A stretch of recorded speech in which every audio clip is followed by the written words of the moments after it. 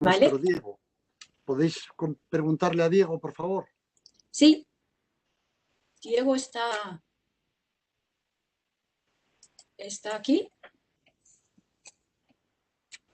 Bueno, mientras tanto, también quiero dar la bienvenida a los asistentes que se hayan apuntado. Sabemos que hoy es un día muy, muy especial. Yo mismamente he recibido 3 o 4 invitaciones a encuentros que es al mismo tiempo. Y claro, eso lo hace un poco diluir pues entre tantos eventos, ¿no? Y bueno, también es positivo porque quiere decir que hay un dinamismo total ahora mismo en la sociedad empresarial. Aquí tenemos a Fernando. Hola, muy buenas. Estamos ya en el aire, Fernando. Gracias, Diane, encantado. Encantada, pues nosotros estamos encantados de teneros todos aquí y justamente estábamos saludando a los asistentes que hoy se han acercado, pues a pesar de tanta oferta que tenemos de jornadas, encuentros y demás. Yo creo que, Diego, ¿tienes algún comentario? Diego, pues gracias a la herramienta de Makenai está aquí presente para solucionar alguna cosita si la tenemos con la tecnología. ¿Vale? Pues también dar las gracias a las empresas y a las asociaciones que nos acompañan hoy, que pues en primer lugar y por orden alfabético es la Asociación Española de Amigos Empresarios, que está aquí, que es también la Asociación de Secretariado Profesional de Madrid, y también, por supuesto, a Lupiciño International Law Firm, que también, pues entre todos nosotros, somos los que llevamos a cabo hoy este encuentro especial. Pues yo creo que mientras que estemos pues esperando a nuestro participante en el coloquio que hemos preparado aquí entre el señor Lupiciño Rodríguez y Juan María Génova, quizás podía empezar dando la palabra a Lupiciño en un momentito, pero sin no quiero saltar ese paso de contar que Lupiciño Rodríguez es socio director de Lupiciño International Law Firm y es fundador de la firma, y pues antes era miembro del International Board de Eversheds International y Denton International, y es un experto en el mundo de la abogacía global. Actualmente Lupiciño es una firma independiente asentada en el Global Efficiency, y en concreto Lupiciño fue Interim General Counsel de Caja Madrid y diseñó junto con el profesor gallego Ana Vitarte el tránsito desde el marco legal estable a la liberación de la energía en España, que es ahora mismo cobra muchísima importancia. Ya lo veremos a lo largo de esta jornada. También es un experto en sanciones internacionales y en negocios con países críticos.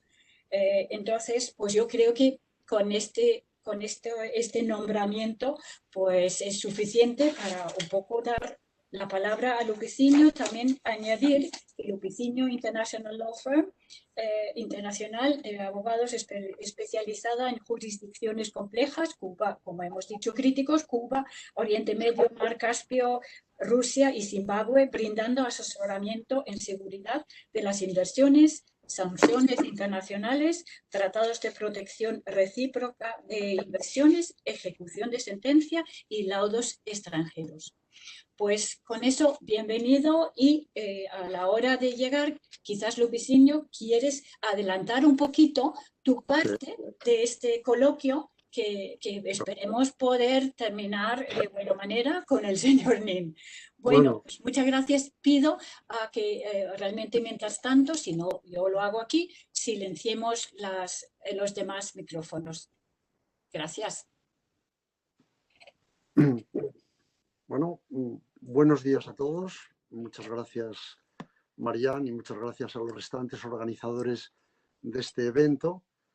Yo en realidad soy el ujier o el cochero que introducía a Juan María Nin, que era y que es la persona verdaderamente importante en esta sesión.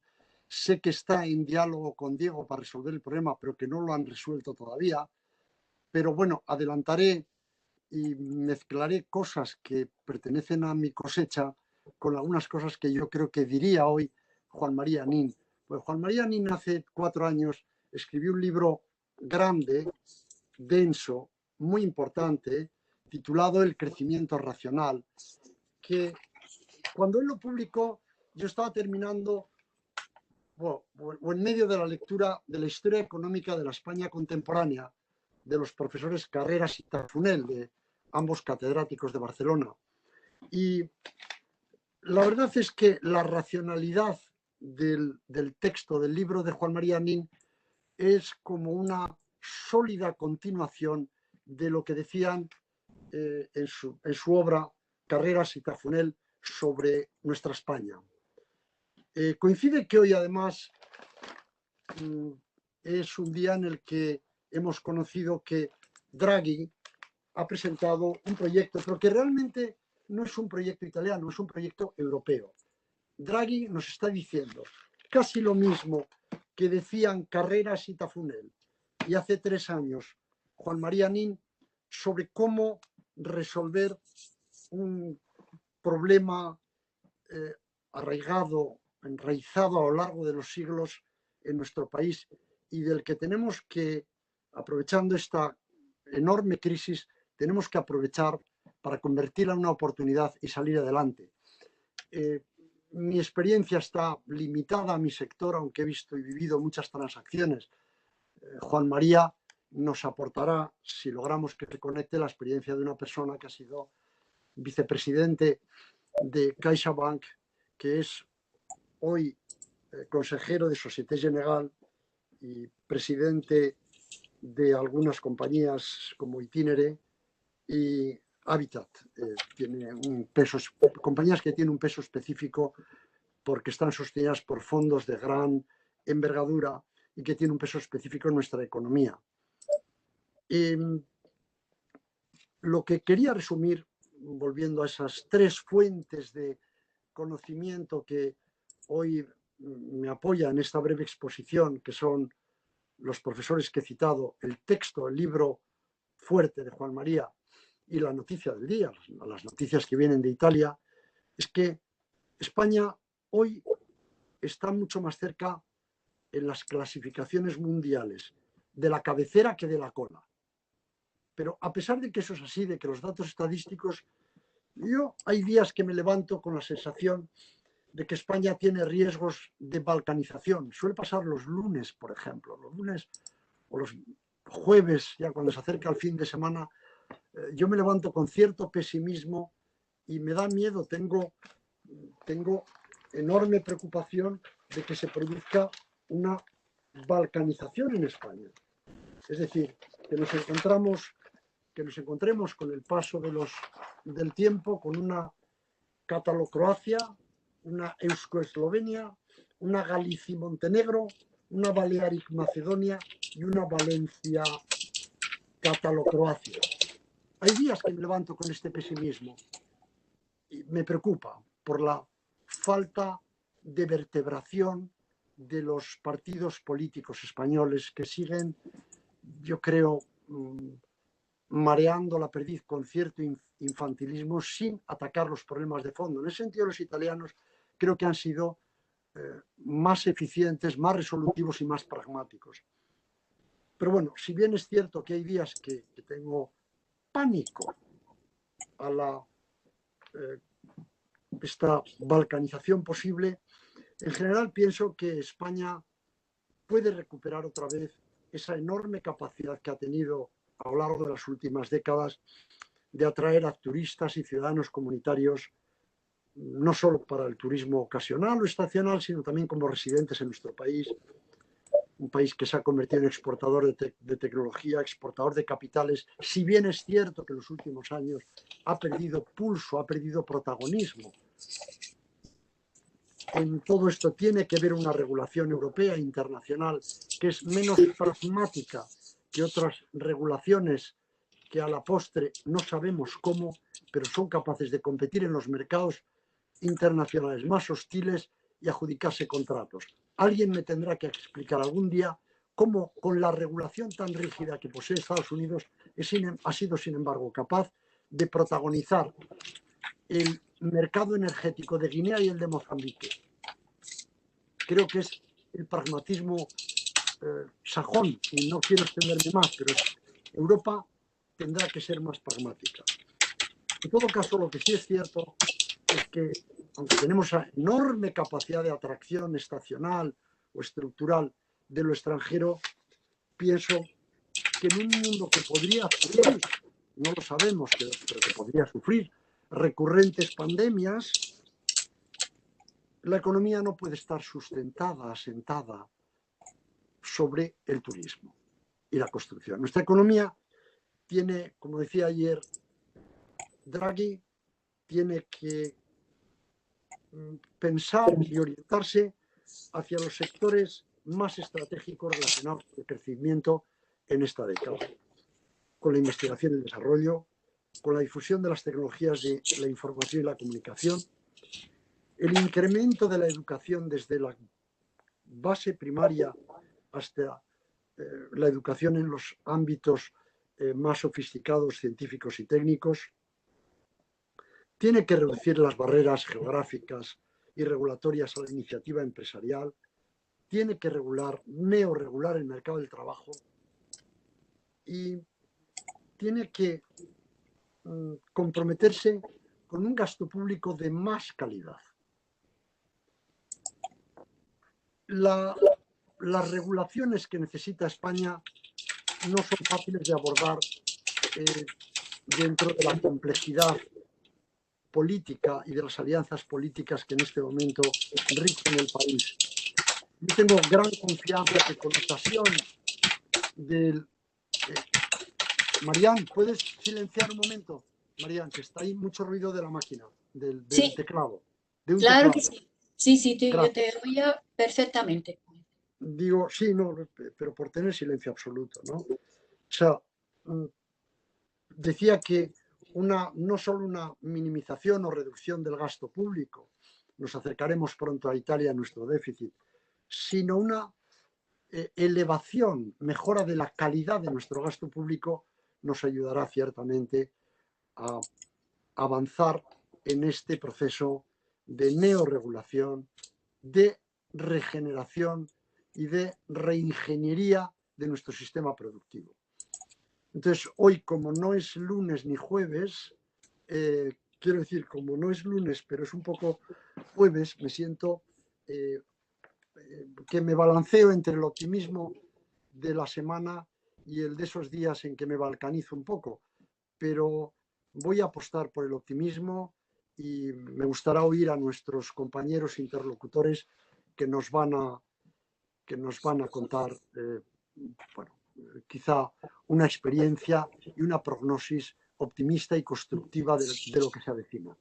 Pues muchísimas gracias a todos. Creo que he agotado mi tiempo. Bueno, mil gracias, Lupiciño. Siempre es un placer escucharte.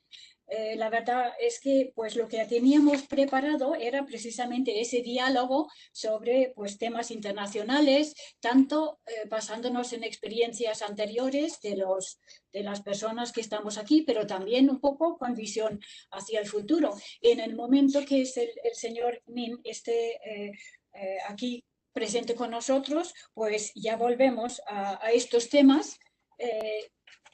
Y bueno, pues vamos un poco con el siguiente, que es la mesa redonda, que pues aquí tenemos a Carlos Uriarte. Carlos Uriarte Sánchez, bienvenido. Es licenciado en Derecho y en Ciencias Políticas, de especialidad en estudios europeos, además, por la Universidad de Complutense en Madrid. Es profesor de Derecho en la Universidad Rey Juan Carlos y abogado. Y trabaja y se ha incorporado en Lupiciño International Law Firm como off-counsel. Asimismo, es también secretario general de PAN Europa España y también es miembro de nuestra junta directiva como secretario legal. Entonces, Carlos se va a ocupar ahora de presentar a los participantes en la mesa redonda. Y Carlos, cuando tú quieras. Pues muchísimas gracias, Mariane. Yo voy a presentar a los distintos participantes. En primer lugar, me gustaría presentar a Cristina Ruy Pérez, que es licenciada en Derecho por la Universidad de Valladolid y ha realizado también un máster en Práctica Jurídica con especialidad en Derecho Laboral y un máster en Gestión de Recursos Humanos. Asimismo, Cristina Ruy Pérez tiene 15 años de experiencia en materia laboral en varias asesorías y departamentos de outsourcing de nóminas tanto para empresas españolas como extranjeras. En Abacus Accounting lleva desde hace 4 años como coordinadora del departamento laboral. Y ahora voy a presentar muy brevemente qué es Abacus Accounting. Abacus Accounting es un despacho fiscal, contable y laboral enfocado en empresas internacionales de tamaño mediano, con sedes, sucursales o establecimientos en España. Además, son conscientes que las barreras idiomáticas y legislativas representan un obstáculo muy grande para las empresas internacionales a la hora de establecerse en España, por lo que ofrecen sus servicios en 5 idiomas, en inglés, alemán, español, holandés, así como en portugués. Son especialistas asimismo en la gestión de nóminas y en normativa laboral y llevan contabilidad según el Plan General Contable Español y hacen de enlace entre la administración tributaria, la seguridad social y sus clientes. Asimismo, tenemos también en el panel como ponente a Enrique Gutiérrez Peterán y Gómez Benita, que es licenciado en Derecho por la Universidad Autónoma de Madrid. Asimismo, es miembro del Ilustre Colegio de Abogados de Madrid desde 1984, habla inglés. Sus áreas de práctica jurídica son fundamentalmente el inmobiliario, el mercantil, societario, transacciones internacionales. Es asimismo secretario del Consejo de Administración de numerosas empresas, entre ellas importantes multinacionales, así como empresas nacionales. Es asimismo socio director de la firma Jiménez Torres Abogados. En relación a Jiménez Torres Abogados, al despacho de abogados, decir que fue creado en 1968 y desarrolla su actividad profesional en diferentes áreas del derecho civil, mercantil, inmobiliario, administrativo, fiscal, laboral y procesal. Es conocido por su excelente nivel profesional, respuesta rápida y alto nivel de servicio personalizado. Cuenta con despachos en Madrid, con 18 abogados, socios y asociados. Asimismo, en Barcelona con una oficina asociada con 5 abogados, en Alicante con una oficina asociada de propiedad industrial con 4 abogados y en Marbella con 3 abogados. Aunque una parte considerable de la clientela de Jiménez Torres Abogados está conformada por empresas españolas, muchas de ellas filiales o vinculadas a multinacionales extranjeras y particulares, la fuerte proyección internacional del bufete hace que sea miembro fundador de una de las redes internacionales de abogados con mayor presencia en el mundo, Multilaw, con más de 90 despachos asociados y más de 10.000 abogados, ubicados en 150 ciudades, entre ellas los centros de negocios más importantes del mundo y presencia en 100 países. A continuación, me gustaría presentar a otro de los panelistas, a María José Barbudo. María José Barbudo tiene una amplia experiencia profesional en el campo de la investigación de mercados, centrada especialmente en el mercado del comportamiento del consumidor. Asimismo, es licenciada en Ciencias Económicas y Empresariales por la Universidad Autónoma de Madrid, que ha cursado diversos cursos de especialización. María José Barbudo, en la actualidad, es socia directora en Q Experience, habiendo trabajado con anterioridad en diversas empresas del sector, como las empresas Adpira, Delta y Research International. Ahora brevemente también voy a hablar sobre su empresa, sobre Q Experience, donde ella es socia directora. Decir que QO es un instituto de investigación de mercados especializado en investigación estratégica y creativa y una nueva forma de hacer research. Realizan tanto investigación de consumo como investigación social con metodologías cualitativas y cuantitativas híbridas y trabajan en el asunto del focus groups. Etnografías, entrevistas en profundidad, comunidades online, encuestas online, personales, ICATI, mystery shopping, etc. Además, analizan el presente y ayudan a diseñar futuros. Asimismo, me gustaría presentar a otro de los ponentes de la mesa redonda, que es María Claudia Londoño. María Claudia es titulada como secretaria bilingüe en Coral Gables University. Su vida laboral se ha desarrollado en el Grupo Telefónica durante 37 años como asistente de alta dirección. Asimismo, es autora de 11 libros relacionados con la profesión y la atención al cliente. Conferenciante y formadora, diseña e imparte cursos especializados fundamentalmente orientados al crecimiento de competencias emocionales y técnicas y a la atención al cliente y a la organización. Es presidente de la Asociación del Secretariado Profesional de Madrid. Y la Asociación del Secretariado Profesional de Madrid, la ASEPM, es una asociación o entidad sin ánimo de lucro constituida en 1987 que tiene el objetivo permanente de dar a conocer los valores de la profesión del secretariado, defender los derechos de los asociados y contribuir al prestigio social de la profesión, fomentando el continuo desarrollo de sus asociados mediante la formación y el enriquecimiento que proporcionan las relaciones interpersonales. A continuación, voy a presentar también mi compañera de despacho, a María Paradela. María Paradela es abogada y profesional de riesgos de energía, con 30 años de experiencia en el sector de la energía. Durante 25 años, María Paradela ha ocupado distintas posiciones en asuntos legales y de nuevos negocios en Repsol y Cepsa, con responsabilidad en numerosas operaciones y transacciones internacionales. Actualmente se desempeña como consultora independiente, brindando apoyo legal y de estrategia de negocios a empresas. María Paradela, además, es especialista en el tema de las firmas de consultoría, bufetes de abogados y gobiernos para la ideación, diseño y desarrollo de proyectos sostenibles en petróleo y gas, energías renovables, economía del hidrógeno, mercados de carbono y otras oportunidades en la transición energética. Además, otras actividades empresariales de María Paradela son sus trabajos como consultora en Chao Solutions, Change and Choices, Sociedad Limitada, es una firma internacional de consultoría estratégica en los nuevos mercados de energía, donde brindan servicios de originación y diagnóstico de oportunidades, análisis de mercado, desarrollo de negocio y apoyo en procesos de toma de decisiones de inversión. Y así también ofrece consultoría en Walter 2 View, empresa de tecnología y consultoría orientada al diseño y ejecución de proyectos de producción de hidrógeno a partir de energías renovables, el denominado Green Hydrogen.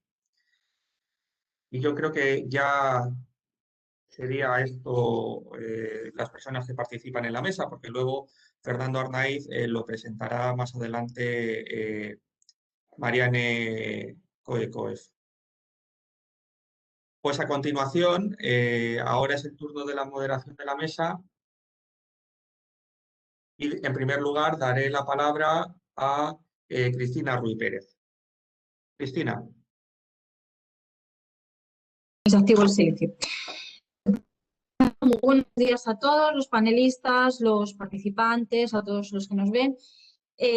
Bueno, quiero hacer referencia primero a la entrada que nos ha hecho el señor Lupicinio, porque es una entrada perfecta sobre lo que queremos, bueno, por lo menos yo lo que quiero reflejar y subrayar. Desde nuestro pequeño punto de vista laboral y de lo que están pasando las empresas en esta situación, porque se tienen que regir por las nuevas regulaciones que nos están imponiendo, que se están imponiendo, estas regulaciones laborales, hay una parte de oportunidad y una parte de estoicismo o de, bueno, aguantar. ¿Qué es esto? Por una parte, todas estas situaciones a las que nos están obligando las autoridades españolas por la pandemia, etcétera, cierres temporales, cierres locales, etcétera, han derivado de una nueva regulación, todos sabemos, que son los ERTEs. ¿Qué supone? Como habremos oído en los últimos meses, últimas semanas, se han ido prorrogando, se han ido alargando. Las últimas novedades son de enero. Por una parte, y con la experiencia de nuestros clientes, bueno, es una manera de continuar la actividad, mantener la plantilla, pero por otra parte, hemos observado que aunque provoque o una consecuencia de esto, bueno, pues son exenciones de cotizaciones y exenciones de este estilo, las empresas con esta nueva legislación a lo que se ven obligadas es a mantener su nivel de empleo, a que se vean impedidas a practicar un despido o una terminación de un contrato temporal o que se alargue durante la vigencia de este ERTE, y esto les provoca que su situación y su capacidad de emprender o de crear nuevos caminos o pensar otro camino para hacer para surfear esta situación, se ve muy limitada. ¿Por qué? Porque no pueden modificar sus plantillas, no pueden hacer un despido colectivo, no pueden reestructurar las plantillas. Claro, esto al final lo que consigue esta regulación, bueno, lo que consigue no, el espíritu de esta regulación solo es evitar el despido, pero al final evitar este paro que está latente va a ser muy complicado. Como comentaba al principio Lupicinio, lo que tenemos que aprovechar en la crisis, lo que tiene que aprovechar el legislador, las autoridades y lo que tendrían que hacer las empresas, sobre todo aprovechando los fondos europeos, es ayudas en programas de formación, en programas de novedades en otros mercados, otras maneras de abordar mercados, y al hilo de lo que estábamos comentando anteriormente, de estos nuevos mercados y nuevos proyectos empresariales, es atender a la necesidad nueva del consumidor. Claro, todo esto que parece tan ideal y es tan ideal se ve muy limitado por las regulaciones laborales que las empresas, y lo digo de nuevo, están sufriendo actualmente. Si una empresa se ve inmersa en un proceso de ERTE porque no puede ejercer su actividad por las limitaciones de las autoridades, no tiene maniobra ninguna de reestructuración de empresa, de personal, etcétera, que a la larga supondrá un beneficio en la empleabilidad española, etcétera. Esto por una parte, y esta es mi parte negativa y la experiencia negativa. Por la otra, la parte positiva que nos ha traído esta situación, esta crisis del coronavirus, es que algún tema y realidades que se han venido hablando en un pasado cercano, pues se nos han hecho totalmente necesarias. ¿Cuál es una de ellas? El teletrabajo. El teletrabajo, bueno, incluso se ha regulado ahora en una última, bueno, pues en una de estas últimas novedades legislativas, y es una oportunidad tanto para las empresas, para los trabajadores. ¿Por qué? Porque supone un ahorro de recursos para las empresas, menor gasto para los trabajadores, que redunda en una eficacia o no eficacia, un mayor compromiso por parte del trabajador que ve que puede compatibilizar su vida personal y su vida, y su vida laboral. Ante el teletrabajo surge un reto. Bueno, unos cuantos, pero uno de ellos es el control del teletrabajo, la gestión del teletrabajo, cómo se controla, cómo se evalúan los objetivos o la evaluación de todos estos objetivos que van en los que va trabajando todos estos trabajadores en esta nueva modalidad. Van surgiendo nuevas fórmulas, nuevas técnicas, y esto nos lleva también, y esto es parte de nuestra experiencia con clientes, que hay empresas que sí que están muy inmersos en este proceso, pero hay otras que necesitan un empuje en la digitalización de las plantillas, de sus recursos humanos y de sus recursos que son propios también. Al hilo de esto, vuelvo a insistir, y es algo que España se tiene que subir al carro en el terreno laboral como en otros, pero hablo sobre el terreno laboral. Aprovechar la ayuda europea para digitalizar las empresas, para afianzar en una nueva forma de trabajo que se está implementando. Es una nueva forma de elaborar proyectos, de ejercer proyectos, de acercarse al cliente, de ampliar mercados, y tenemos que aprovechar este momento y esta coyuntura europea, estas ayudas para mejorar formación del personal, materiales, etcétera.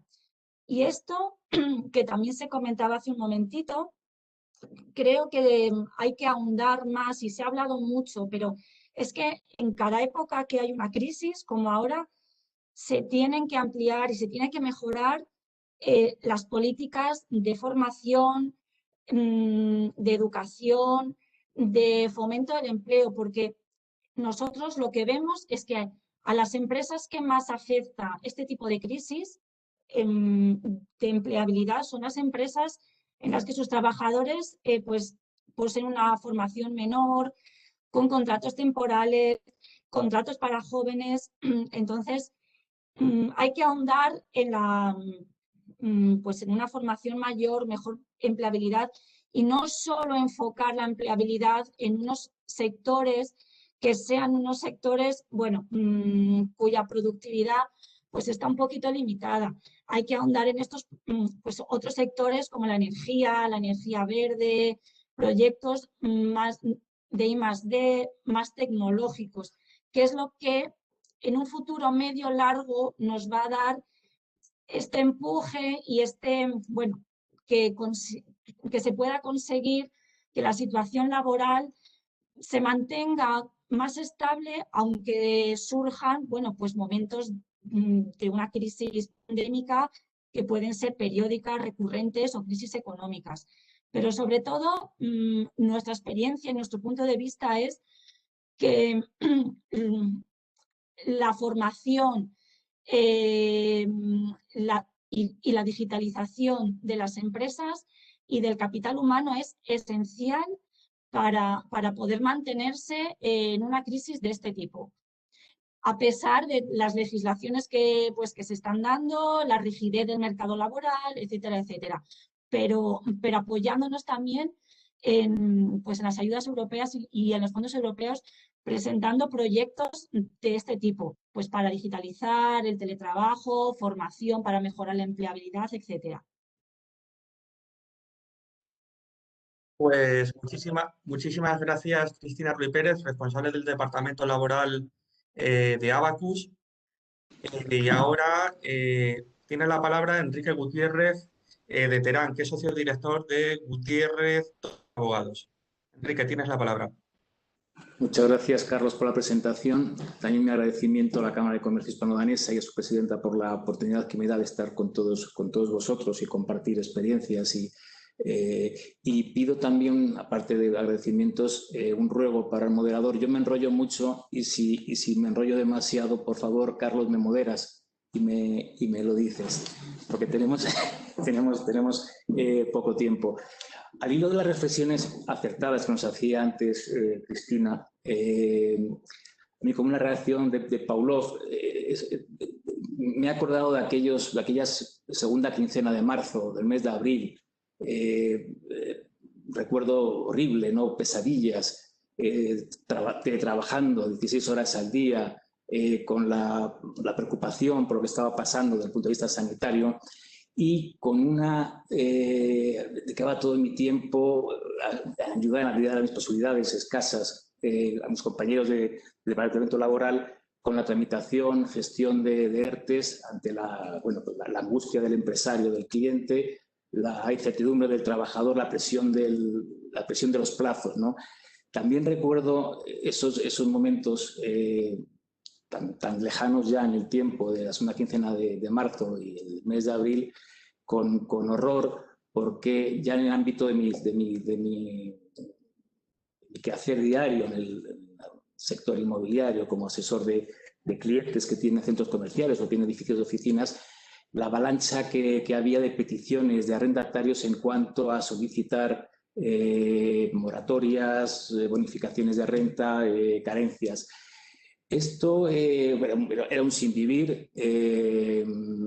Esas negociaciones entre clientes inmobiliarios, arrendadores y arrendatarios, había que producir constantemente anexos contractuales, había que ver un poco por dónde se movía la legislación, pero también produjo una situación que a mí me reconforta porque se autorreguló de alguna forma el sector, se autorregularon las relaciones comerciales, las relaciones económicas, al fin y al cabo, las relaciones entre arrendadores y arrendatarios. Y ahí debemos aprender que quizá un exceso de intervencionismo no es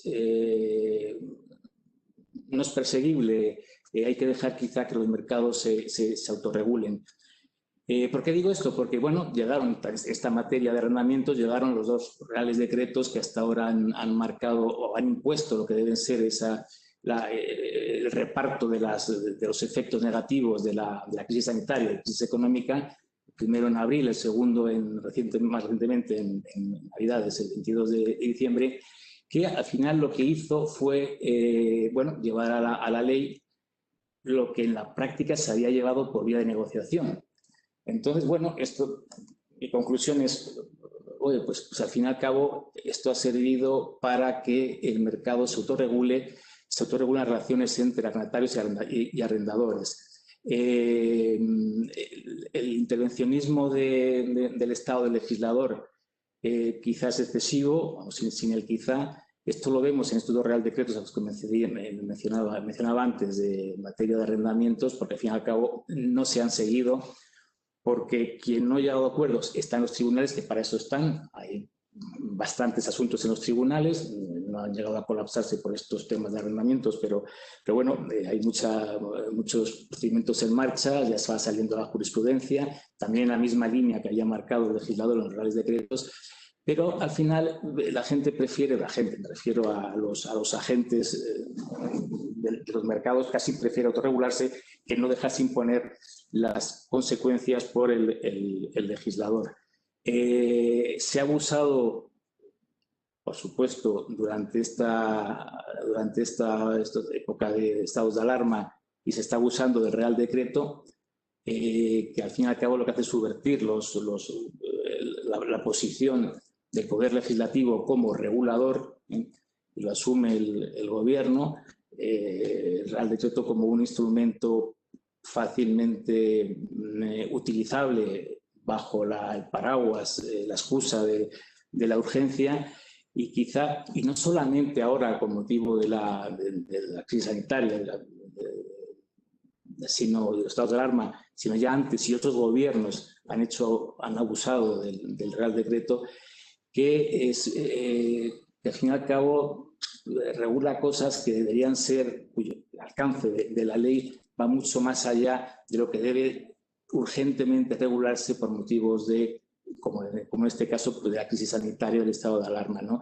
Se regulan cosas que son más propias de leyes de más rango y que tienen la garantía de una tramitación legislativa normal, pero normal pues con su comisión de técnicos de un ministerio que prepara un proyecto de ley que se debate a nivel del gobierno, se lleva al Parlamento, se aprueba en el Parlamento, pasa al Senado, etcétera, etcétera, ¿no? Que es un procedimiento mucho más garantista y propio del Poder Legislativo, no del Poder Ejecutivo, que se ha adueñado de esa capacidad de legislar a través de la figura del Real Decreto, ¿no? Entonces, claro, esto supone una representación de lo que es el intervencionismo del legislador, del Estado. Yo cuando estudiaba Derecho nos hablaban del legislador, imaginaba pues alguien aislado en una burbuja, pero una persona humanista de amplios conocimientos que hacía leyes técnicamente tan perfectas como puede ser el Código Civil, que no se ha mejorado, y con una técnica legislativa pues adecuado. Ahora pues se legisla de aquella manera. Este afán intervencionista del Estado y del legislador tiene también su reflejo en un ámbito como es el de la defensa de los derechos de los consumidores, ¿no? Que además es uno de los temas de la jornada de hoy. Y esto simplemente lo pongo encima de la mesa para que luego, si os parece bien, lo debatamos. Creo que esa regulación, intervencionismo excesivo por parte del Estado, del legislador, tiene como fin el decirnos qué debemos comprar, cómo debemos comprar y qué debe vender y cómo debe vender. Creo que me parece una pieza demasiado intervencionista. Y también este afán intervencionista. Pues rápidamente pongo, acabo la frase. Hay que ir acabando, Enrique. Sí, acabo la frase y también lo lanzo. También esto lo estamos viendo en esos cuerpos normativos que nos están, es una tendencia clarísima en los últimos años de la legislación, a crear unos caparazones en materias como protección de datos, como responsabilidad penal de las empresas, compliance, como prevención de riesgos laborales o blanqueo de capitales, que obligan a las empresas a utilizar ingentes recursos en crear uno de esos caparazones que al fin y al cabo lo que hacen es proteger de posibles responsabilidades y no de crear una cultura auténtica de prevención de riesgos, protección de datos, etcétera. Muchas gracias. Pues muchísimas gracias a Enrique Gutiérrez de Terán, socio director de Jiménez Torres Abogados. Ha sido muy interesante también su exposición que ha hecho sobre el estado de alarma, que yo también comparto esa visión y esa crítica también a la acción intervencionista del gobierno, desde luego. Y ahora, a continuación, doy la palabra a María José Barbudo, que es socia directora de Quo Experience. María José, tienes la palabra. Muchas gracias, Carlos, y bueno, muchas gracias también a la Cámara por darnos la oportunidad de dar unas pequeñas pinceladas sobre un estudio que hemos realizado de nuevas tendencias del consumidor, ¿no? Bueno, la realidad es que esta pandemia ha impactado de una forma tremenda en nuestras vidas, en nuestra sociedad, y desde Quo hemos intentado analizar y monitorizar este proceso. Lo hemos hecho a través de reuniones de grupo online, focus group, tanto con lo que es población general, en todos los niveles de edad, desde centennials, millennials, adultos, boomers, ¿no? Y también hemos recogido la información de líderes profesionales y sociales y expertos en tendencias, ¿no? Y bueno, después de este viaje que hemos hecho por el confinamiento, por las restricciones, por la incertidumbre, hemos destacado 4 grandes ejes o insights en esta nueva sociedad, en este nuevo consumidor, ¿no? El primero de ellos es la esencialidad consciente. porque todo este periodo, lo que hemos pasado, nos ha llevado a ser más conscientes y a esenciar. Y surge la necesidad de una búsqueda de lo verdadero, de lo sencillo, de lo auténtico, de buscar valores, refugios, ¿no? Y ahí todo surge, que lo hemos oído también, este valor de las pequeñas cosas, de valor de la familia, de los míos, incluso del pueblo, ¿no? Entonces, ante esto, lo que vemos respecto a las empresas, ¿no? Que los consumidores están demandando en las empresas también estos valores de autenticidad y honradez. Y es algo en lo que las empresas también tienen que trabajar. El segundo eje es el cuidado. El cuidado, además, lo hemos llamado el cuidado sistémico, porque es el cuidado en un sentido amplio. Y podríamos decir que casi es el insight principal, ¿no? Durante toda esta pandemia nos hemos dado cuenta de esa importancia. Entonces, no es solo el cuidado hacia mí mismo, tanto a nivel físico, emocional, sino el cuidado de todo mi entorno. Cuidado de las personas que están conmigo, de los demás, de mi familia, del planeta. Y en todo ese eje del cuidado está también el cuidado de las empresas hacia sus empleados y hacia sus proveedores. Es un eje que las empresas tienen que cuidar mucho, también va unido con lo que vamos a hablar luego del teletrabajo, pero sí que este eje del cuidado tiene que ser clave en todo eso también que ha comentado Cristina, incluso de la formación, de la ayuda, etc.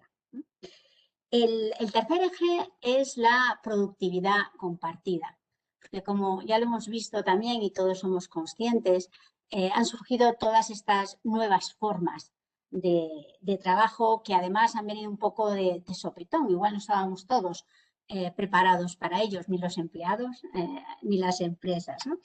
Y bueno, pues también como comentabais antes, es verdad que para el empleado hay mucha más flexibilidad, hay ahorro de costes para las empresas, hay muchos aspectos, pero viéndolo desde el punto de vista del individuo, del empleado, lo que está demandando de las empresas es una mayor colaboración por parte de la empresa, una mayor adaptación, es decir, que les ayude en todo este camino que tienen que hacer hacia el teletrabajo y hasta estas nuevas situaciones, ¿no?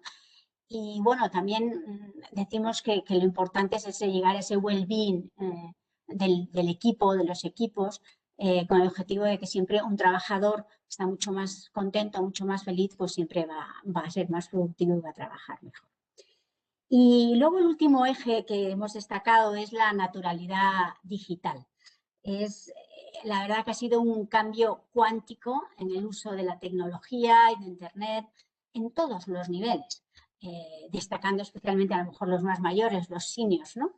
Y hemos obtenido en Internet una seguridad y una confianza que antes no teníamos, ¿no? Pero tenemos que ir un paso más allá y las empresas también tienen que estar a la altura de este cambio digital, lo habéis comentado también anteriormente, ¿no? Las empresas tienen que estar a la altura tanto de cara a sus empleados como de cara a sus consumidores, ¿no? Algunos consumidores incluso nos demandaban este aspecto de que lo online sea un poco más offline, ¿no? Porque a la hora de comprar pues se pierde todo este aspecto de experimentar, de la sensorialidad. Entonces, bueno, pues ahí hay una parte de esa digitalización que es necesario que las empresas trabajen en ello. Y bueno, por mi parte nada más. Bueno, destacar que todos hemos cambiado, ¿no? Como consumidores y como personas. Y bueno, que las empresas tienen que estar a la altura de esta nueva situación, de este nuevo escenario. Muchas gracias. Pues muchísimas gracias, María José Barbudo, socia directora de QO Experience, y también por esos cuatro campos que has explicado también muy interesantes. Y ahora daría la palabra a María Claudia Londoño, que es la presidenta de la ASPM, que es la Asociación del Secretariado Profesional de Madrid. María Claudia, tienes la palabra. Muchas gracias. Bueno, ante todo, mi agradecimiento a la Cámara de Comercio Hispano-Danesa por contar con la Asociación del Secretariado Profesional de Madrid. Yo no voy a hablar mucho de ciertos temas ni jurídicos, ni fiscales, ni contables, porque para eso hay personas que lo han tratado mucho mejor. Yo me centro en la actitud del consumidor ante las nuevas tendencias. Una de ellas es el teletrabajo, que en un primer momento fue una adaptación a una hecatombe, pero posteriormente se ha constituido en tendencia en nuestra sociedad y reúne condiciones tan positivas como puede ser la conciliación familiar. También una mejoría del medio ambiente, porque ya no todos cogemos el coche o el transporte público para ir a trabajar, sino nos quedamos en casa y colaboramos aunque el aire esté menos contaminado. Ahora bien, el teletrabajo tiene alguna contrapartida, siendo muy positivo. Pienso, en algún momento se pierde el contacto, la relación cara a cara, por lo que yo abogo por teletrabajo sí, pero de manera híbrida, asistiendo algún día a la oficina, a la empresa y relacionándonos con la gente. Por otro lado, me pregunto también con respecto al e-commerce, que es otra tendencia que en este momento está totalmente establecida. Es bueno, ya estaba consolidado antes de la pandemia, pero nos lleva a preguntarnos, de un lado, qué ocurre con el pequeño comercio, qué ocurre con la experiencia de tocar, de ver lo que vamos a adquirir. Esto es importante y además va muy vinculado a lo que en algún momento el señor Gutiérrez de Terán ha dicho en cuanto a que el intervencionismo del Estado nos lleva a pensar, porque nos lo dice el gobierno, qué debemos comprar, cómo debemos comprar. Esto es la parte negativa. La parte positiva, por supuesto, que tenemos cualquier tipo de elemento al alcance de la mano. Desde el móvil compramos de todo. Yo, de hecho, en la pandemia hasta he hecho la compra. No cabe duda que es importante. Ahora también tiene su puntito negativo, por supuesto. Y finalmente, y no me quiero alargar más, quisiera hablar de la incertidumbre, que ya en algún momento introdujo María José Barbudo. Llegó la pandemia y se nos hizo familiar el término incertidumbre, igual que COVID-19, confinamiento, cuarentena. Ahora, la incertidumbre está presente en todos los ámbitos de nuestra vida. Nos invade cuando vamos a salir a la calle por si nos contagiamos. Nos asalta por la noche ante la inquietud del futuro. En algunos casos, peligra el empleo o la viabilidad de la empresa. Y nos agobia cuando pensamos en el bienestar de los nuestros. Ahora bien, aquí la parte positiva es que tenemos que pensar en algo que dijo Confucio en su momento. Si los problemas tienen solución, ¿de qué te preocupas? Y si no la tienen, ¿por qué sigues preocupándote? Yo quisiera dar una luz de esperanza en cuanto a que quizá lo mejor para enfrentarnos con la incertidumbre es el vivir, el carpe diem. Vive el día, aprovecha el día y mañana ya veremos. Y nada más, muchas gracias.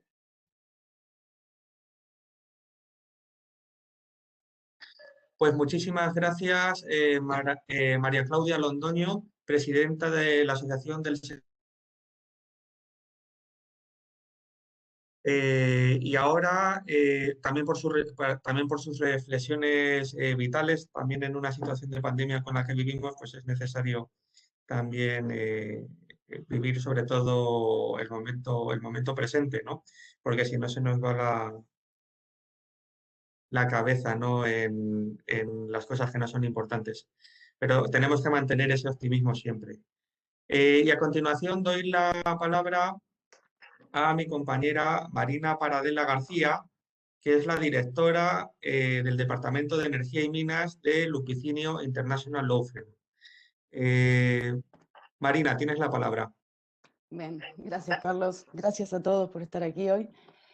Bueno, sigo entonces, como me toca energía, es que me toca seguir un poco con la onda positiva. Salir de el espectro crepuscular y pasar un poco a lo positivo.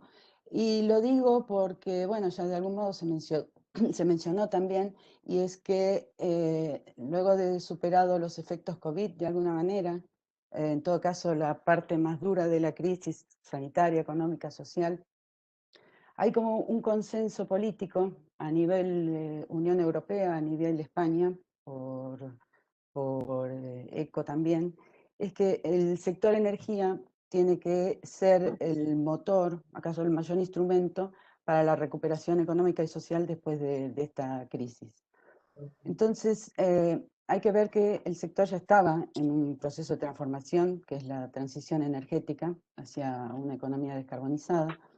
Entonces, potenciado por el hecho de que vaya a ser el instrumento para superar esa crisis, vemos que hay un frenesí regulatorio que por supuesto no voy a desarrollar entero porque necesitaríamos bastante más tiempo, pero sí centrarme a lo mejor en 2 o 3 ejes, y yo diría 3.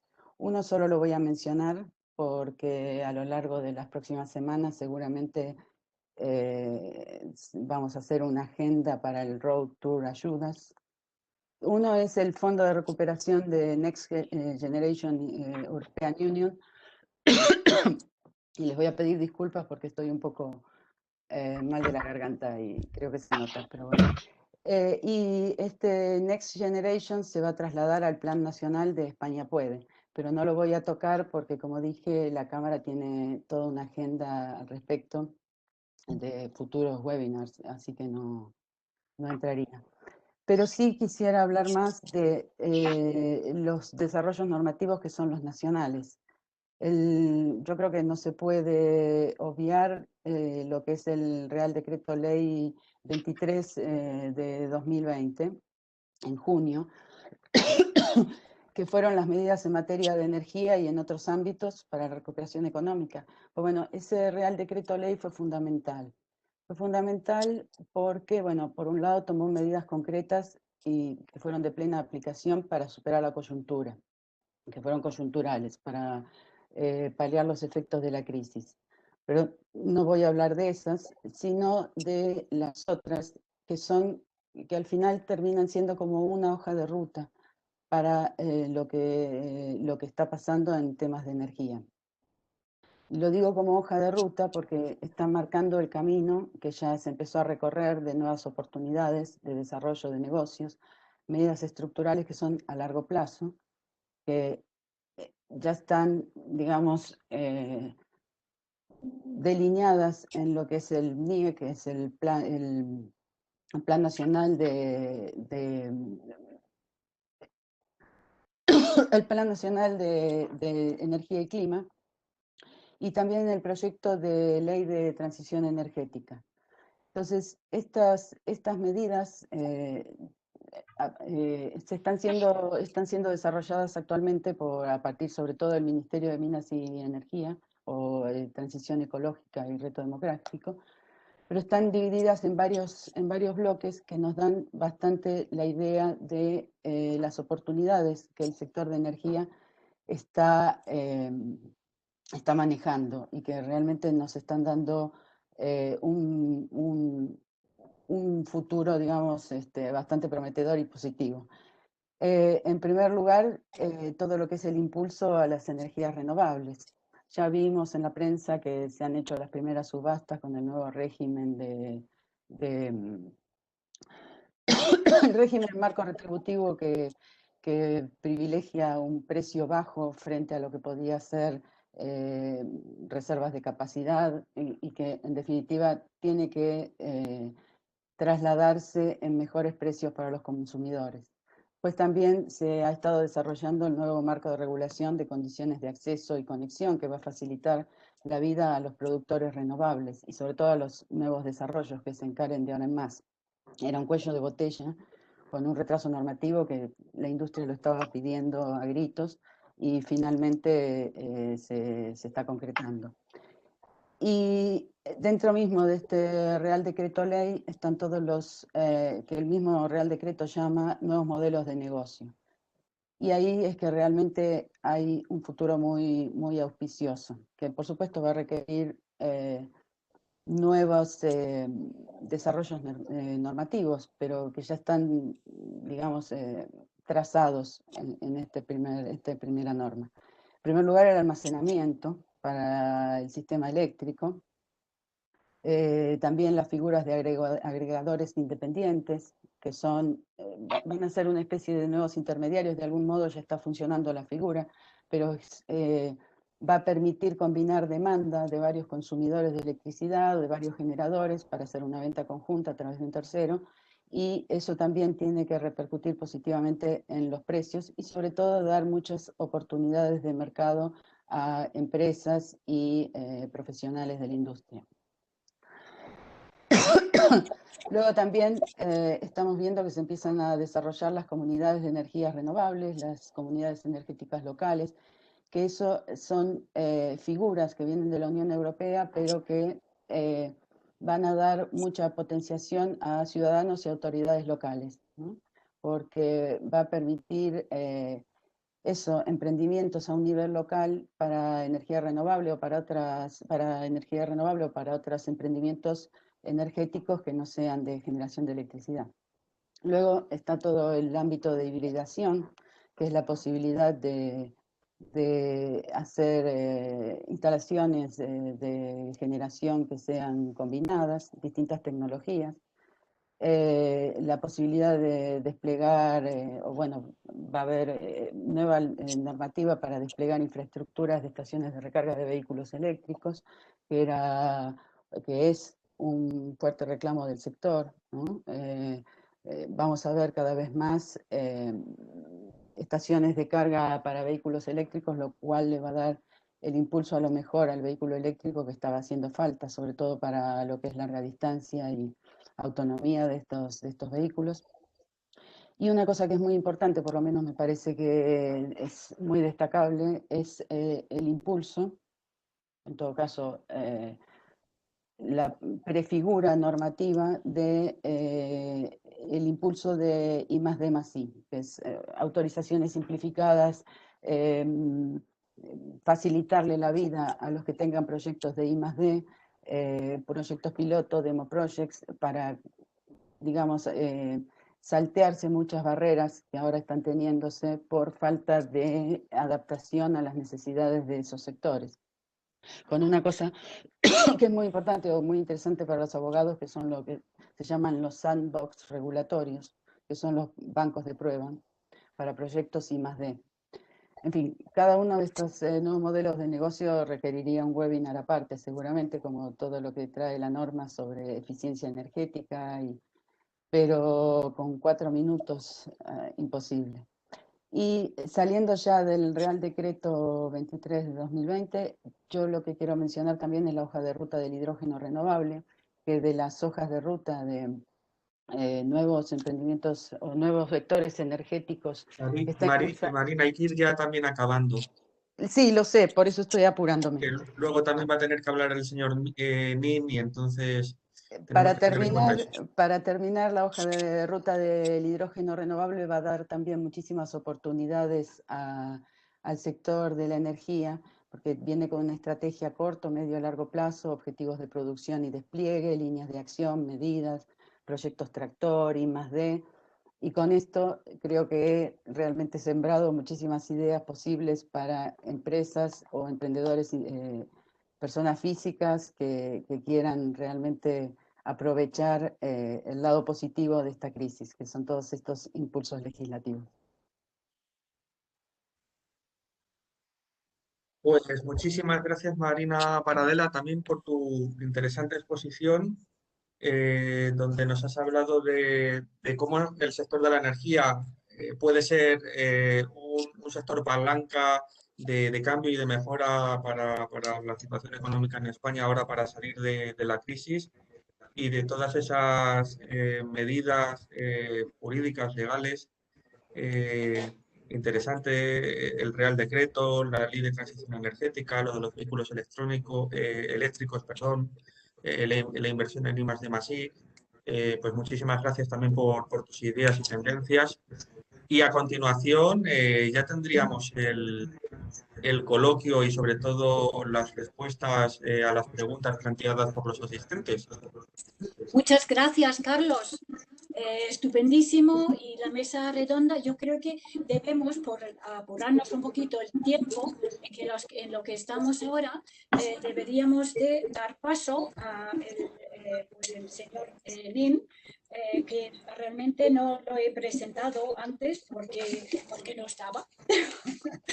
Entonces, un poquito, pues este coloquio que hemos anunciado, Juan María Nin Génova es abogado economista por la Universidad de Deusto y pues tiene ex vicepresidente y consejero delegado de la Caixa, actualmente es también consejero de Societe General de Banque y presidente de Itinere y de Habitat. Tiene una larga y bonita, preciosa experiencia, y lo que teníamos pensado era un poquito hablar sobre perspectivas internacionales empresariales, que realmente lo ha empezado Lupicinio en su inicio de esta jornada, y pues no sé si Lupicinio y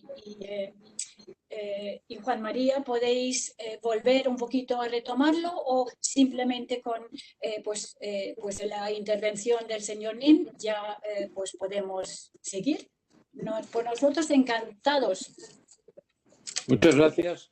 En primer lugar pido perdón, pero hemos tenido, espero, y toco madera en estos momentos, no volver a tener un problema de comunicaciones.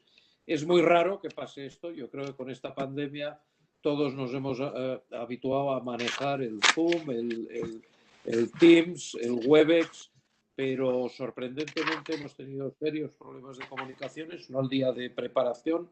No es la primera vez que me comunico con la organización, pero lo ha habido y hemos estado casi 3/4 de hora hasta que he conseguido comunicar. Yo tenía unas brevísimas notas, estoy al tanto a través de Lupicinio sobre lo que ha sucedido. Lupo, como tú y yo somos gente que ha trabajado, yo, si te parece, Lupo, enumero los key topics que tenían que haber formado parte de esta introducción y si te parece bien, Lupo, luego te sumas a los mismos, ¿no? Decir también que las intervenciones que ha habido hasta ahora me han parecido interesantísimas porque son todas de la vida real, ¿no? Todas enraizadas en la experiencia de gente como vosotros, que es enormemente enriquecedora. Y por eso yo he traído un par o tres de reflexiones más teóricas, pero que nos dan el contexto y que forman parte de la introducción. ¿Os parece bien para todos? Si no, me callo y sigo escuchándoos con mucho placer.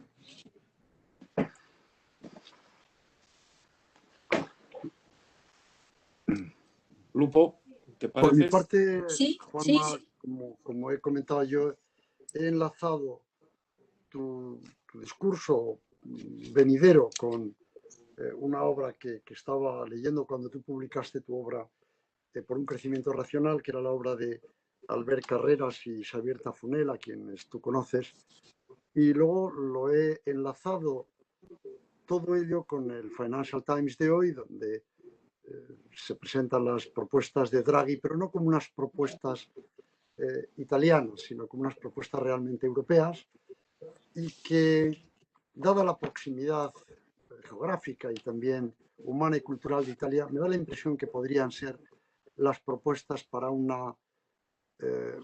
el arco mediterráneo, para dar ese salto definitivo en la reingeniería de nuestra industria y de nuestros sectores económicos de servicios, hasta ahora tan competitivos, pero también en en riesgo, en incertidumbre. Y no tengo más que decir que darte la palabra, que te escuchamos con muchísima curiosidad e interés, Juan María.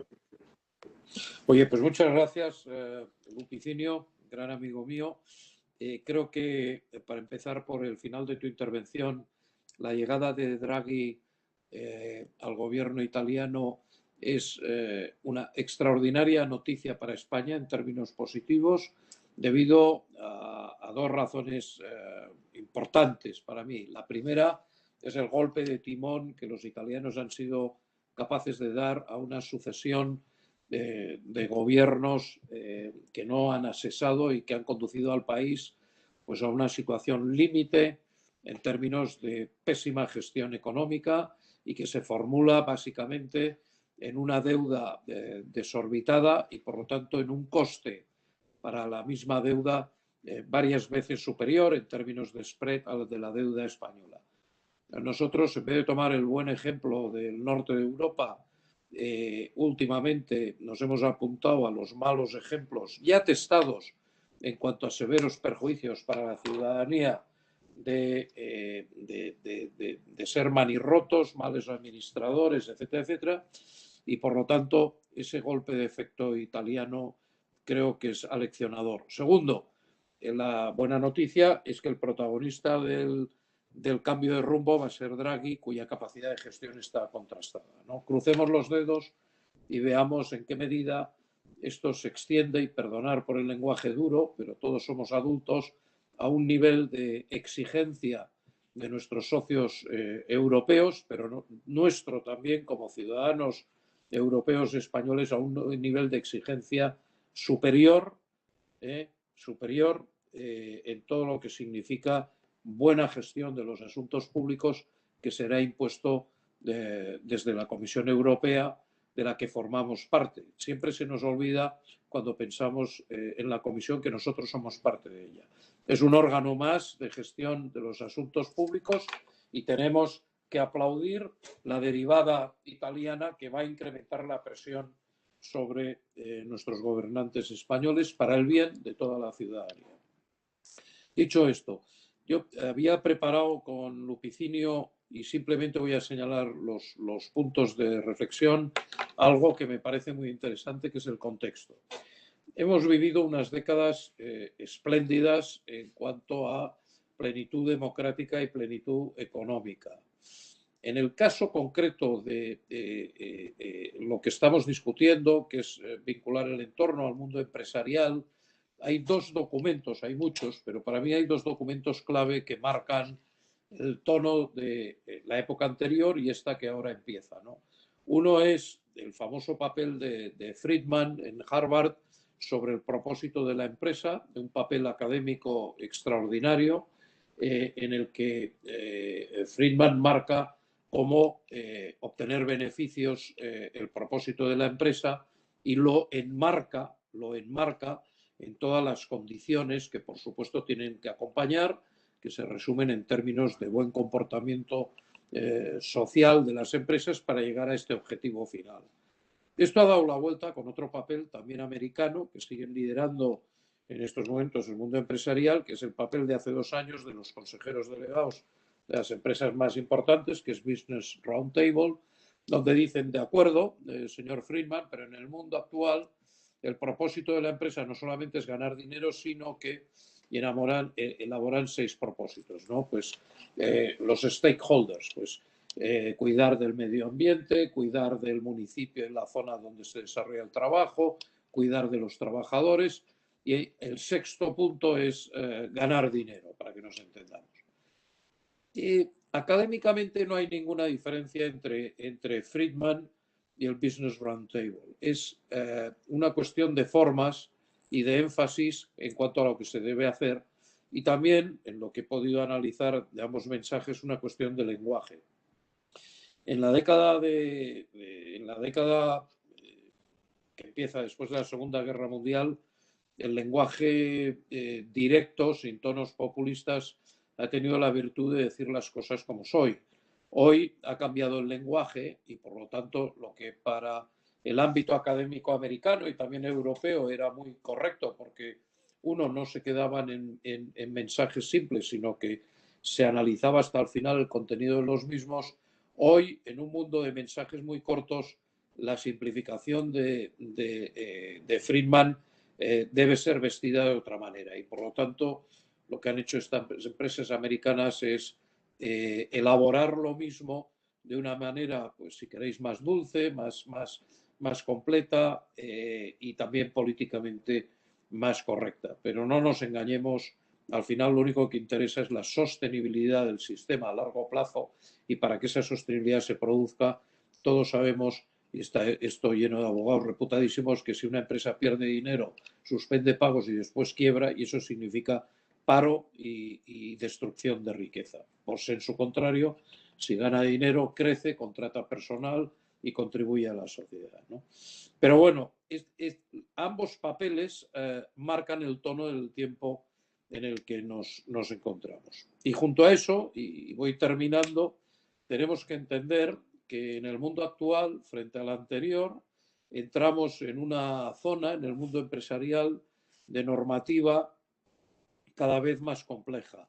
El derecho positivo, si se puede llamar derecho, a la última de las regulaciones o de las intenciones del regulador o a las instrucciones internas o verbales, es de una complejidad extraordinaria. Los miles y miles y miles de normas variables por razón de municipio, territorio, región, estado, lengua es infinito, y además el entramado jurídico, que que sería un mundo simple de gestión, sería la ley de sociedades de capital y la ley de mercado de valores, pues se complementa con códigos, todo tipo de códigos, el código de buen gobierno, las circulares de la Fiscalía, las guías técnicas de la Comisión, y a eso añadimos también, en términos de gobierno de nuestro mundo, en las empresas cotizadas, las opiniones de los proxies, de los inversores, etcétera, etcétera. Por lo tanto, el trabajo en la gestión de las empresas que tienen que desarrollar los consejos de administración y los directivos se ha vuelto de una complejidad enorme, y la función del Legal Counsel, del secretario del Consejo y la asesoría jurídica es más importante que nunca. Yo diría que es determinante. Pero como todos los males, para permitiros una sonrisa, no vienen juntos, esto se ha acompañado de una zona difusa que pertenece a la nueva contabilidad. La nueva contabilidad es una contabilidad de medición de valor, es una contabilidad que mira mucho al futuro, es una contabilidad muy relativista y por lo tanto es una contabilidad muy procíclica que en tiempos de cambio tan importante añade fuertes incertidumbres a lo que sería una aproximación, y sabemos por física y por experiencia que la realidad como tal simplemente puede ser aprendida por aproximación, pero la aproximación a la realidad financiera y económica de una empresa es cada vez más difícil con los principios de nueva contabilidad. Más normativa, nueva contabilidad. Junto a ello, además, y yo creo que esto sí que es un fenómeno nuevo muy interesante, se añade a la gestión del mundo empresarial lo que antes se llamaba pues el informe económico-social o el informe social, que se ha derivado a una información pública y a un nivel de compromiso y de medición, incluso externa, que acompaña al balance económico y financiero al que estábamos acostumbrados, que es el balance ESG, ¿no? En términos, por supuesto, de medio ambiente, de sostenibilidad y de gobierno.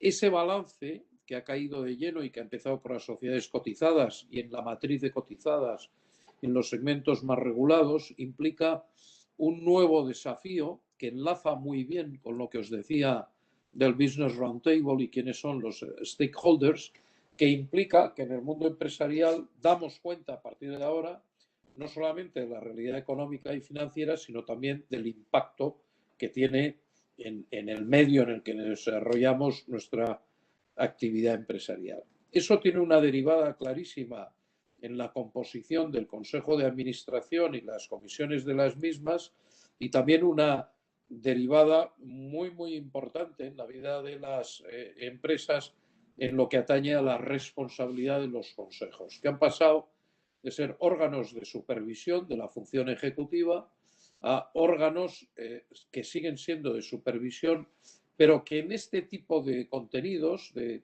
ESG el protagonista principal y la responsabilidad principal ha empezado a recaer en los consejos de administraciones. Se ha producido en los tiempos una pequeña disociación entre el protagonismo principal de la dirección de la empresa supervisada por el consejo o el desarrollo de la actividad de medio ambiente, social, etcétera, etcétera, donde el consejo asume, sobre todo por presión regulatoria, la actividad principal. Finalmente, y disculpar ese dibujo de estos cambios tan importantes, y cada uno de ellos ameritaría sesiones completas, el hecho de que en ese contexto el margen de maniobra, la libertad de actuación de las empresas y de sus consejos de administración queda muy coartado desde fuera. Queda muy coartado desde fuera por el regulador, muy coartado en el día a día por el supervisor, que no es el regulador, y muy coartado por esa miríada de normativa que va desde la ley a la circular interpretativa de un órgano de la administración de la cual no te debes derivar, porque al final, si hay algún error, cuenta casi más la última instrucción administrativa que las profundidades de la ley con las cuales estábamos acostumbrados a manejarnos. Y estos eran los contenidos que quería hablar con Lupo. He consumido el cuarto de hora que nos habíais dado. Pido disculpas por el retraso y agradezco mucho todas vuestras intervenciones que me han interesado mucho. Muchas gracias. Muchas gracias, Juan María y Lupicinio también. Muy interesante. La verdad es que yo creo que todos los participantes ahora pues han estado pues muy a la altura y con cada uno su especialidad, su granito de arena. Y ahora me encantaría pues que Fernando Arnaiz, que es periodista y consultor, con una dilatada experiencia en estrategias de comunicación y relaciones institucionales, actualmente es jefe de la oficina en Europa de la Federación Latinoamericana de Municipios, FLACMA, y es director técnico del Instituto Arnaiz y también secretario general de la Asociación Española Amigos Empresarios. Seguro que con tu pequeña conclusión pues vamos a estar de acuerdo, porque ya lo veo venir. Pues después yo os doy las gracias a todo el mundo y sobre todo a todos los asistentes que estamos aquí. Fernando, todo tuyo. Bueno, pues buenas tardes a todos y a todas. La verdad es que es un placer reencontrarme con algunos que conocí en una reunión anterior de la Cámara y bueno, y sobre todo a todos aquellos que no os conocía y que me ha parecido absolutamente interesante y enriquecedor cada una de vuestras aportaciones, desde la primera hasta la última. Agradecerte a ti, Marian. Es un placer colaborar contigo y agradecerte este tiempo que me permites en este evento en concreto. Bueno, yo me he quedado o he intentado, en función de todo vuestro expertise y lo que se ha comentado aquí, quedarme con algunas palabras, ¿no? Con 10, ¿no? Que las voy a citar simplemente porque me han parecido muy interesantes, desde la primera exposición que se ha hecho hasta la última. Se ha hablado de vertebración, se ha hablado de pragmatismo, de digitalización, de impulso, de abuso de alguna manera, se ha hablado de autenticidad, de intervencionismo, de incertidumbre, de esperanza, de innovación, y se ha hablado de la vida real, de la nueva contabilidad, que yo creo que es una contabilidad social, económica, medioambiental, es una contabilidad general. Bueno, yo estoy de acuerdo. Mirad, todo ha cambiado, es decir, es cierto que esta pandemia, este COVID, ha abierto una cortina, un gran velo, que ha dejado, y tomaba nota de aquí, algunos asuntos yo creo que para la reflexión. Por supuesto, todos los que habéis planteado y algunos más. Aporto mi pequeño grano de arena, ¿no? Recogiendo un poco vuestras intervenciones. La primera yo creo que es la falta de una capacidad de nuestro sistema empresarial en responder a priori a situaciones de crisis distintas, ¿no? Es decir, estamos en una crisis económica, pero no olvidemos que derivada de una situación sanitaria que lo ha cambiado todo. No vamos a una situación de crisis económica como las que conocíamos, sino que tiene una serie de situaciones colaterales y nuevas que efectivamente han creado una incertidumbre muy importante, ¿no?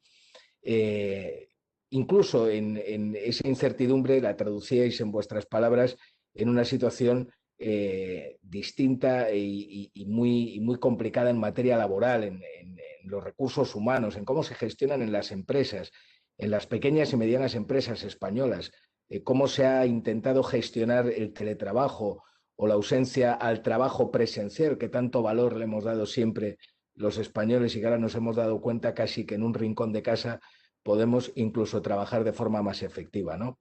Habéis hablado de la regulación laboral, en ocasiones asfixiante, estoy completamente de acuerdo, pero no solo eso, sino que aún se recrudece aún más el problema de las competencias, ¿no?, de cada una de las autonomías de este país y, por lo tanto, muchas veces la incapacidad social de poder gestionar mentalmente cómo funciona todo en cada sitio. La aparición de los nuevos modelos de trabajo basado en la tecnología. Fijaros, se habla de transformación digital. Yo me dedico al mundo de la comunicación, la consultoría y otro montón de cosas, pero cuando se escucha el dato de que casi un 25% de los casi 3,5 millones de pequeñas y medianas empresas de este país no tienen página web, bueno, pues cuando se habla de la transformación digital es como cuando en el marco de la Comisión Europea, y en la que llevo trabajando tiempo, se está hablando de los 17 Objetivos de Desarrollo Sostenible en la Europa occidental o en la Europa desarrollada, y los señores de África te dicen, está muy bien esto, pero por favor yo quiero que se acaben los conflictos violentos y que me hagan calles, que me hagan ciudades. Estamos muchas veces buscando la solución a fin sin un poco analizar el problema desde el principio, ¿no? Hablar de transformación digital en el sentido que hay muchas empresas en este país que han entendido hasta el momento la transformación digital como la compra de un monitor, la instalación de 4 o 5 programas, y alguna ha contratado a alguna persona en que realmente esa transformación digital parta desde la base hasta la cúspide de la empresa, pero como una responsabilidad contrastada por todos, ¿no? Hablabais de Europa, Lupicino hablaba al principio, efectivamente. El problema es que la empresa española, ya no digo la pyme, sino la gran empresa, sabe llegar a las ayudas. Se genera todo un sistema absolutamente burocrático en el que muchas de las ayudas que hoy están disponibles, realmente la empresa española, el pequeño y mediano empresario, y no digo nada del emprendedor / autónomo, sea capaz de conseguir acceder a esas ayudas por una cuestión burocrática. Por lo tanto, yo aquí sí haría un llamamiento, ya lo está haciendo Europa, de descentralizar las ayudas, pero lo que tiene es que agilizar los trámites para que esas ayudas lleguen. Hablábamos del capital humano, del reciclaje. Ayer tenía una conversación muy interesante con un compañero y decía, no, si la transformación digital no consiste en decirle a una persona que es senior o que lleva 30 años desarrollando una labor, vaya usted a su casa, ¿no? Lo importante es cómo se le recicla, ¿no? Sabemos de reciclaje en este país en situaciones de crisis como la sanitaria. Hablabais del consumidor, por supuesto que todo ha cambiado. Yo cuando veo a algún hijo mío comprar por internet y devolver en la tienda, pues es una cosa impensable para los que somos de una generación, pero es cierto que tenemos que acostumbrarnos y adaptarnos a que el consumidor cambia, ¿no? Y yo siempre tengo una frase en una colaboración que hacía en la Autónoma, donde doy clase de comunicación en el área de mercadotecnia, que era, ¿ahora qué haces? ¿Te lo vendo o te lo cuento? ¿No? ¿Te vendo una cosa o te la cuento primero para luego vendértela? Pues importante también esas reflexiones que hacéis, ¿no? En definitiva, yo me quedo con una frase que dicen ahora, o que se escucha mucho, que es esto llegó para quedarse, esto ha llegado para quedarse. Bueno, pues muy probablemente todo lo que habéis dicho ha llegado para quedarse. Establezco tres aspectos importantes a nivel laboral, ¿no? A nivel empresa, que es el teletrabajo, la autonomía y la colaboración. ¿Y por qué me quedo con la colaboración? Bueno, quizás yo también vengo de alguna manera a terminar hablando de mi libro, ¿no? Como decía Umbral, de la Asociación Española de Amigos Empresarios. Es una asociación que contamos en nuestro comité ejecutivo con Mariane, lo cual es una felicidad porque es una mujer que te pone en marcha, te sienta en el camino y te pone a caminar. Luego ya veremos, pero por lo menos arranca esa ruta, que es una felicidad, ¿no? Bueno, nosotros nos movemos en 3 ejes de trabajo, que es la libertad, la independencia y la amistad. Es una plataforma transversal de empresarios, de amigos, que lo que queremos es crecer, ¿no? Crecimiento de nuestras empresas. Yo añadí al principio, bueno, yo creo que antes del crecimiento deberíamos añadir por la supervivencia, pero vamos a dejarlo en el crecimiento, ¿no? Primero sobrevivir y luego crecer. Nosotros, en definitiva, lo que queremos es mantener un espíritu empresarial como base de ese desarrollo económico y del bienestar, y por lo tanto creemos que en la educación, que lo decía una de las personas, no recuerdo quién era, creo que, bueno, no me quiero arriesgar, pero bueno, se ha hablado aquí, tú misma lo decías, sí. No recuerdo tu nombre, discúlpame ahora mismo. Bueno, no te escucho, que tienes el micrófono apagado, pero efectivamente comentabas el tema de la cultura y la educación. Mirar, la educación es básica y en la propia intervención magistral, yo creo, de Juan María lo hablaba, es decir, cómo planteamos la educación desde un principio en un espíritu, en una cultura empresarial. Este es un país que la cultura empresarial se adquiere prácticamente una década después de haber terminado, como yo digo, la carrera. No, hay que empezar a trabajar en esa cultura empresarial desde el principio. Yo creo que es importante además que esa cultura empresarial se modifique respecto a lo que antes consideramos como algo propio respecto a lo común. También Juan María hablaba de la comunicación simple, sencilla, rápida. Hoy no hay un emisor y un receptor, hay millones de emisores, millones de receptores. Y lo que no vendas en media cuartilla o en 5 líneas ya no lo vendes en 4 o 5 folios. Y sobre todo tenemos que enseñar a los más pequeños, a los más jóvenes a quitarse el miedo y a rellenar un papel en blanco. Por lo tanto, una de las vertientes objetivos de esta asociación nuestra es fomentar la cultura empresarial. Es una asociación muy transversal, lo que pedimos es colaboración, no tenemos ánimo de lucro, no entendemos tampoco de procedencias, no entendemos de localismos y lo que queremos es que la gente pueda utilizarnos de alguna manera para poder crecer, para poder trabajar y sobre todo para vernos la cara, que esto del Zoom está muy bien. Yo le decía a un amigo, oye, si yo un día aquí en Madrid organizo una fiesta con todos los que he conocido por Zoom en los últimos 6 meses, tendría que buscar otro local porque no cabe todo el mundo. Yo creo que lo importante es que esto pase, que nos veamos, que colaboremos. Me tenéis a vuestra disposición, mis datos los tiene Marián y bueno, todo lo que pueda ayudar. Y gracias por haberme permitido aprender muchas cosas en esta hora y media un poquito larga y a vuestra disposición.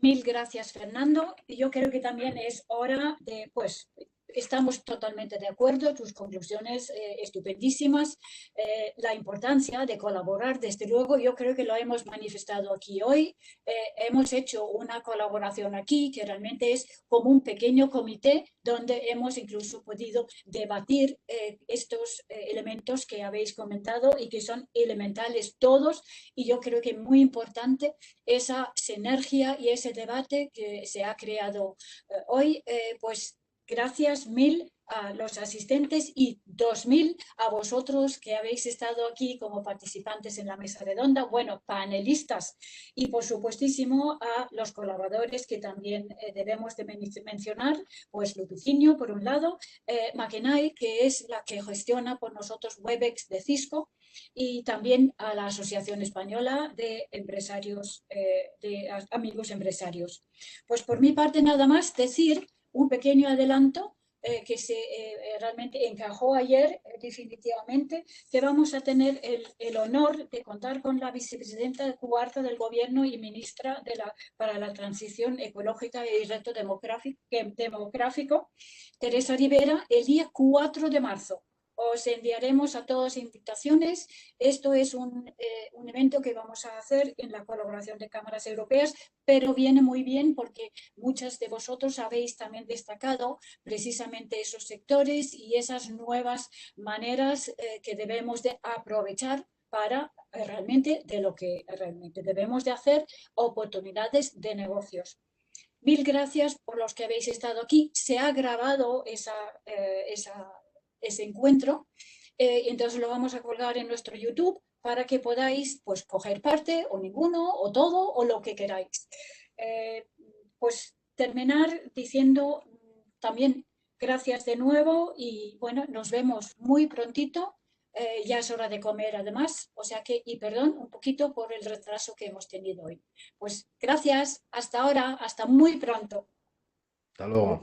Hasta ahora. Hasta pronto. Hasta ahora.